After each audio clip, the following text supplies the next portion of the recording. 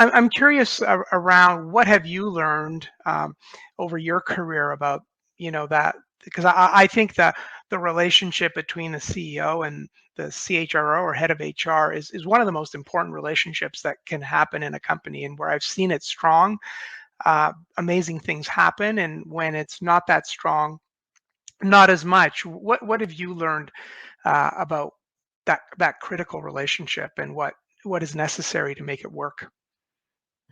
I think it's, the fundamentals of constant communication, clarity and alignment around the strategy. What are we trying to do here? What's our purpose? Then talking through, and what are we going to do to achieve that purpose? What's the values alignment?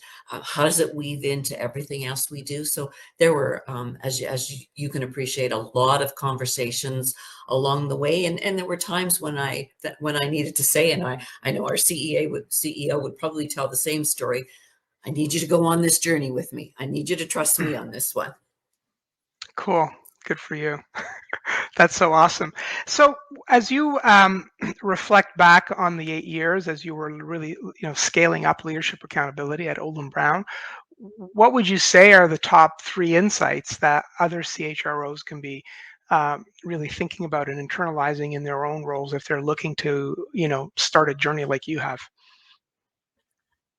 Well, if you think, for first and foremost, the role of HR is to guide the actions and behaviors of the firm's culture, you really need to think about how are you going to reinforce those actions that support the firm's culture. And one of the ways you can do that is through developing leadership as a mindset at all levels and in all roles. So getting people to think about, there's an analogy actually that a colleague of mine uses, and he talks about the stonemason versus the cathedral builder.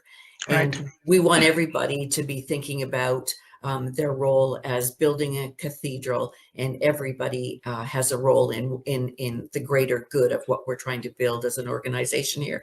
And I think that's in our leadership roles as HR. I think we can play a really important and key role in that. I think there's a willingness to be vulnerable and talk about the personal commitment you're making as a leader. I think that you need to think about scaling leadership as it's much more than a workshop. You've got to be committed, consistent, and playing the long game, so that it's not seen as that kind of flavor of the month or this too shall pass that I talked about earlier. Yeah. I think that fast is not good enough when it is not good when it comes to developing leaders. You really need to be thinking about what's the drum beat every day, not the big spike. What's the drum beat every day about what it means to be a leader in your Yeah. organization?